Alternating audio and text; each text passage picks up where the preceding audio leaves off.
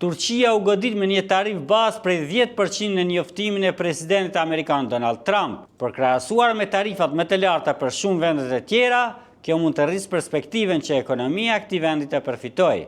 Ministri i Financave i këtij vendi ka thënë se fokusin e kërkesën e brendshme në vend të eksporteve do të thoshte një ndikim më të kufizuar në ekonomi. Madja e theksoi se norma relativisht e ulët të tarifave të Turqisë mund të sigurojë një avantazh në disa sektorë. Në këtë drejtim, presidenti i Dhomës së Tregtisë së Stambollit theksoi se kompanitë me bazë në vende me tarifa më të larta, si Kina, mund të kërkojnë të hapin fabrika në Turqi për të eksportuar në SBA me një normë më të ulët. Kujtojmë se eksportet turke në SBA ishin $16.7 miliard në vitin 2024, sipas zyres së përfaqësuesit të tregtisë së SBA-s. Në anën tjetër, ajo importon një nivel të ngjashëm mallrash dhe shërbimesh nga Amerika.